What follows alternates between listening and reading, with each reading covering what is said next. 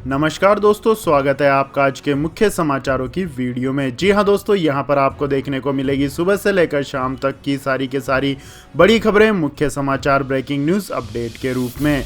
तो दोस्तों आपसे रिक्वेस्ट है इस वीडियो को ज़्यादा से ज़्यादा लाइक और शेयर करें।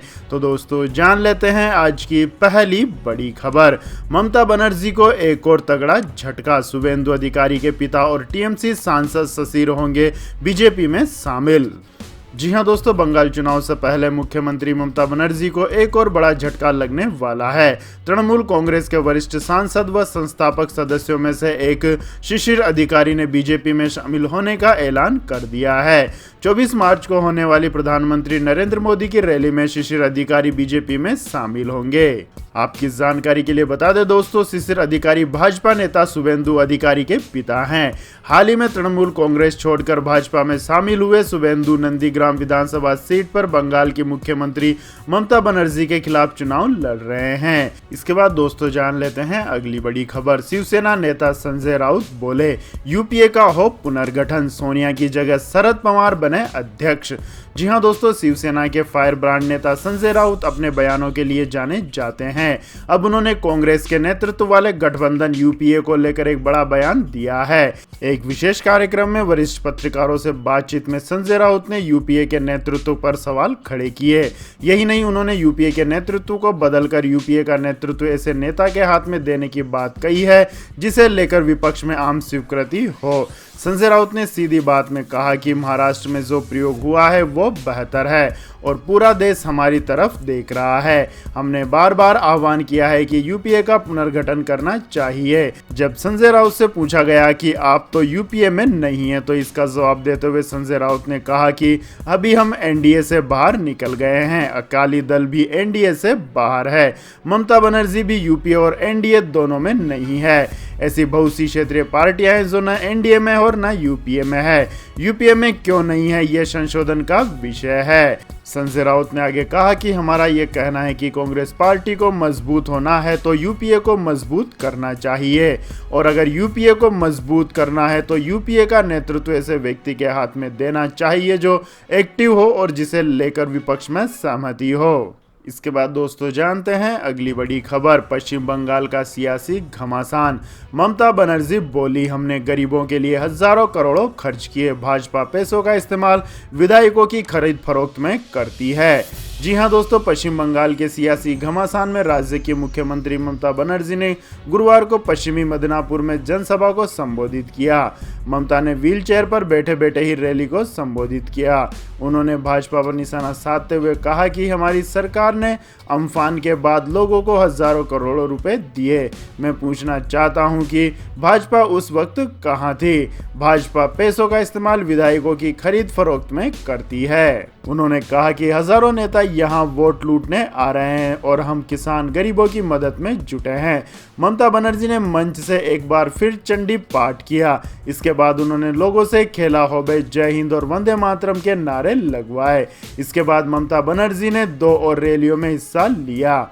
चोटिल होने की वजह से वे व्हीलचेयर पर ही चुनावी कार्यक्रमों में शामिल हो रही हैं। इसके बाद दोस्तों जान लेते हैं अगली बड़ी खबर। नई व्हीकल स्क्रैप पॉलिसी का ऐलान, बदलावों के साथ आम जनता को होंगे फायदे।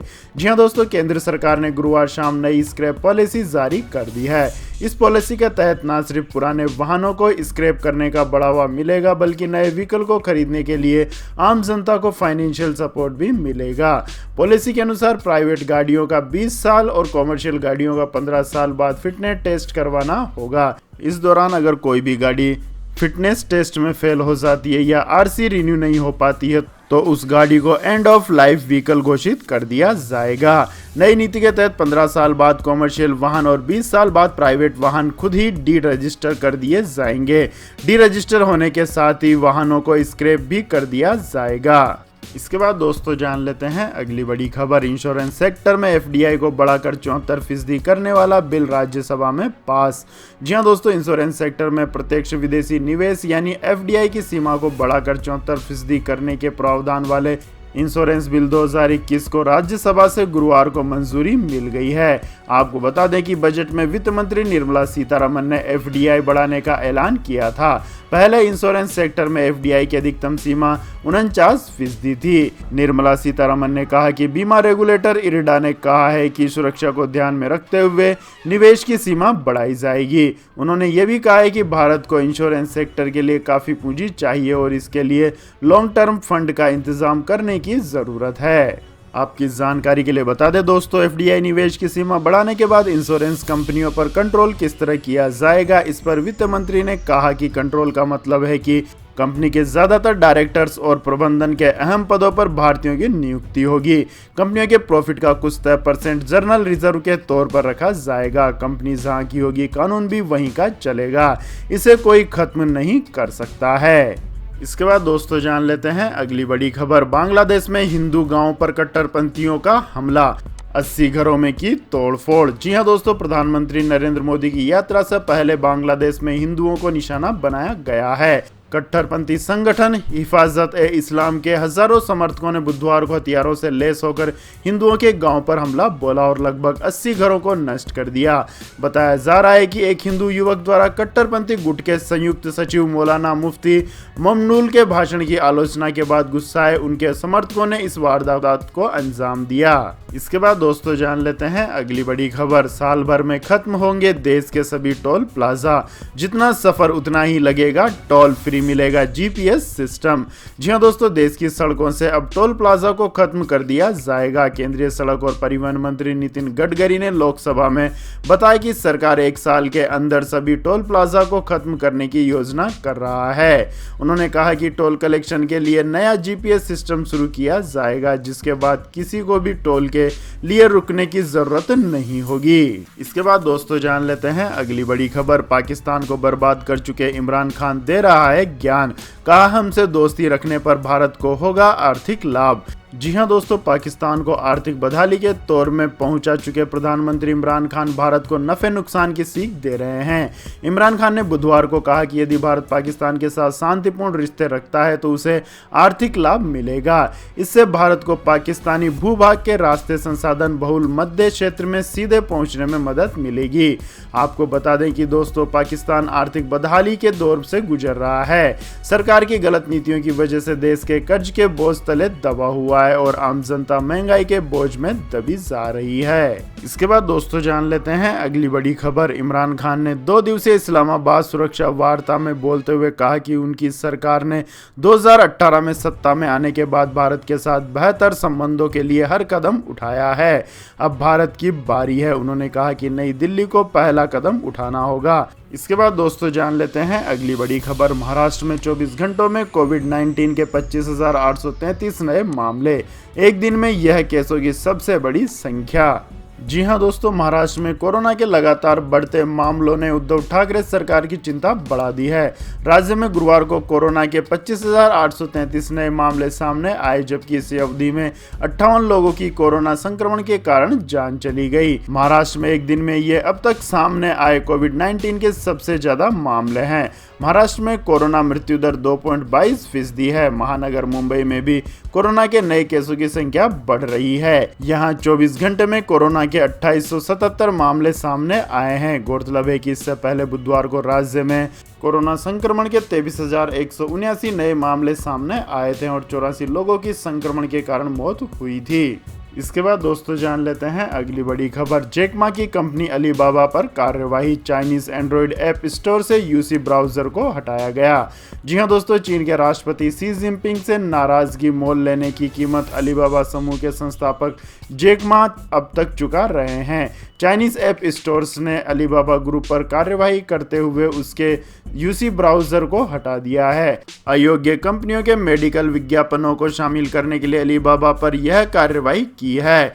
चीनी सरकारी टेलीविजन के वार्षिक उपभोक्ता अधिकार शो पर कंपनी की जमकर आलोचना के बाद उसके ब्राउजर को चाइनीज ऐप स्टोर से हटा दिया गया है। इसके बाद दोस्तों जान लेते हैं अगली बड़ी खबर। पोस्ट ऑफिस खाता धारकों के लिए बड़ी खबर, 1 अप्रैल से बदल जाएंगे पैसे लेने देने के नियम। जी हां दोस्तों, अगर आपका पोस्ट ऑफिस में सेविंग अकाउंट है तो पैसे जमा करने और निकालने के नियमों में बदलाव हो रहे हैं। 1 अप्रैल से पोस्ट ऑफिस में कई नए नियम लगने वाले हैं। इंडियन पोस्ट पेमेंट बैंक वाले ग्राहकों से पैसा जमा करने और निकालने के लिए अतिरिक्त शुल्क वसूला जाएगा। इसके अलावा अब आधार कार्ड इनेबल्ड पेमेंट सिस्टम के लिए अतिरिक्त अतिरिक्त पेमेंट करना होगा। लेकिन ग्राहकों को इस बात की जानकारी होनी चाहिए कि उन्हें अतिरिक्त पेमेंट तभी करना चाहिए जब फ्री ट्रांजैक्शन की लिमिट पार कर गई हो। आपकी जानकारी के लिए बता दें दोस्तों, नए नियम के मुताबिक बेसिक सेविंग अकाउंट में 1 महीने में 4 बार ट्रांजैक्शन करने पर कोई शुल्क नहीं लगाया जाएगा। इसके बाद पैसे निकालने पर 0.50% या 25 रुपए प्रति ट्रांजैक्शन शुल्क के रूप में लगेगा। सेविंग और करंट अकाउंट में से हर महीने 25,000 रुपए तक निकाल सकते हैं, इसमें कोई शुल्क नहीं लगेगा। इससे ज्यादा पैसे निकालने पर 0.50% या कम से कम 25 रुपए शुल्क देना होगा। वहीं ग्राहक हर महीने 10,000 रुपए तक का जमा कर सकते हैं, उनसे कोई अतिरिक्त शुल्क नहीं वसूला जाएगा। इससे अधिक जमा करने पर उन्हें जमा होने वाली राशि का 0.50% या कम से कम 25 रुपए हर जमा पर शुल्क देना होगा। इसके बाद दोस्तों जान लेते हैं अगली बड़ी खबर। लेकिन दोस्तों अगली खबर जानने से पहले आप लोगों से गुजारिश है कि इस वीडियो में दिखाई गई खबरें अगर आपको पसंद आई हो तो इस वीडियो को लाइक करें, शेयर करें और हमारे चैनल को सब्सक्राइब करें। तो दोस्तों जान लेते हैं अगली बड़ी खबर। BSNL 18 से 24 महीने में शुरू करेगी 4G सेवाएं। सरकार ने संसद में बताया निजीकरण की कोई नहीं है योजना। जी हां दोस्तों, संसद के बजट सत्र में सरकार निजीकरण को लेकर अपना पक्ष साफ करने में जुटी है। सरकारी बैंक और रेलवे के बाद अब सरकार ने सरकारी टेलीकॉम कंपनी के निजीकरण को लेकर कहा है कि BSNL के निजीकरण की कोई योजना नहीं है। संचार राज्य मंत्री संजय धोत्रे ने लोकसभा में एक लिखित जवाब में सौंपा। संजय धोत्रे ने यह भी बताया कि BSNL ने 4G टेंडर में भागीदारी के लिए इच्छा रखने वाली भारतीय कंपनियों से रजिस्ट्रेशन प्रूफ ऑफ कॉन्सेप्ट्स के लिए 1 जनवरी 2021 को एक्सप्रेस ऑफ इंटरेस्टेड मंगवाए थे। BSNL को उम्मीद है कि अगले 18 से 24 महीनों में 4G सेवाओं की शुरुआत हो जाएगी। सरकार ने 2019 में BSNL के लिए रिवाइवल प्लान को मंजूरी दी थी। इसके तहत टेलीकॉम कंपनी BSNL को बजट आवंटन के जरिए 4G सेवाओं के लिए स्पेक्ट्रम के प्रशासनिक आवंटन की योजना शामिल है। इसके बाद दोस्तों जान लेते हैं अगली बड़ी खबर। कोरोना ने बढ़ाई निवेशकों की चिंता, बाजार में हावी रही बिक वाली 50,000 के नीचे बंद हुआ सेंसेक्स। जी हां दोस्तों, वीकली एक्सपायरी के दिन बाजार गिरावट के साथ बंद हुए हैं। सुबह को शुरुआती कारोबार में अच्छी खरीदारी देखने को मिली थी, लेकिन दोपहर के समय बाजार में बिक वाली हावी हो गई। आज दिन भर के कारोबार के बाद BSE का प्रमुख इंडेक्स सेंसेक्स 585.10 अंकों की गिरावट के साथ 49,216.52 के लेवल पर बंद हुआ। इसके अलावा निफ्टी इंडेक्स 163.45 अंक फिसलकर 14,557.85 के लेवल पर बंद हुआ। देश भर में बढ़ रहे कोरोना के मामलों से निवेशकों की चिंताएं फिर बढ़ने लगी है, जिसकी वजह से अंतिम कारोबार में गिरावट देखने को मिली है। सेंसेक्स और निफ्टी दोनों इंडेक्स लाल निशान पर बंद हुए। इसके बाद दोस्तों जान लेते हैं आज के मौसम अपडेट्स। तो दोस्तों आने वाले 24 घंटों के दौरान मध्य प्रदेश, विदर्भ और छत्तीसगढ़ के कुछ हिस्सों में हल्की से मध्यम बारिश होने और गरज के साथ बौछारें पड़ने की संभावना है। वहीं राजस्थान, जम्मू कश्मीर, गिलगित बल्टिस्तान, मुजफ्फराबाद, हिमाचल प्रदेश और उत्तराखंड के कुछ हिस्सों में हल्की बारिश होने का अनुमान है, जबकि सिक्किम, असम और अरुणाचल प्रदेश के भी कुछ हिस्सों में हल्की बारिश हो सकती है। पंजाब, उत्तरी राजस्थान, हरियाणा, दिल्ली और पश्चिमी उत्तर प्रदेश में भी 1-2 स्थानों पर मौसम में बदलाव हो सकता है। इसके बाद दोस्तों जान लेते हैं अगली खबर। हर दिन महंगा हो रहा है सोना, चांदी में आज आई ताबड़तोड़ तेजी। जी हां दोस्तों, भारतीय बाजारों में हर दिन गोल्ड के दामों में बढ़ोतरी दर्ज की जा रही है। इसी क्रम में आज दिल्ली के सराफा बाजार में सोने की कीमतें बढ़ गई।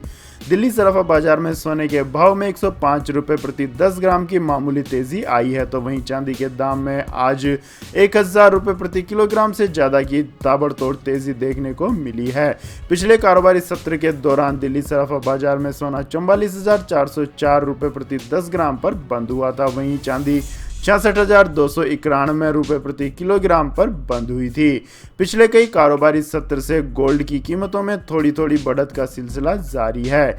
अंतर्राष्ट्रीय बाजारों में आज सोने के भाव में गिरावट आई है, वहीं चांदी आज भी 10 के 10 बनी हुई है। इसके बाद दोस्तों जान लेते हैं अगली बड़ी खबर। LIC पॉलिसी होल्डर्स को बड़ी राहत, किसी भी ब्रांच में जमा कर सकते हैं मैच्योरिटी डॉक्यूमेंट्स।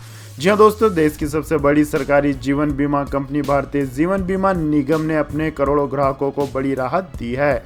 LIC की मैच्योरिटी पॉलिसी के पेमेंट के लिए डॉक्यूमेंट देश भर की किसी भी LIC ब्रांच में जमा कर सकते हैं। हालांकि मैच्योरिटी क्लेम की प्रोसेसिंग मूल शाखा के जरिए ही होगी। डिजिटल माध्यम से जिस शाखा पर डॉक्यूमेंट जमा कराए जाएंगे उस शाखा से मूल ब्रांच को डॉक्यूमेंट भेजे जाएंगे।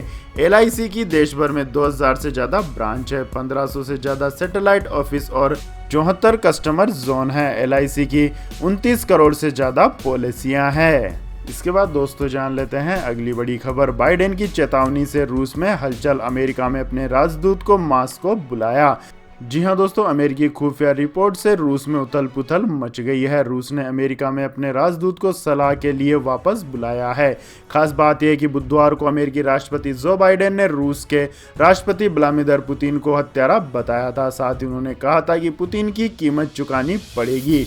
इसके बाद रूस ने यह प्रतिक्रिया दी है। खुफिया रिपोर्ट में कहा गया है कि पुतिन ने बीते नवंबर को अमेरिका में हुए चुनाव में दखल दिया था।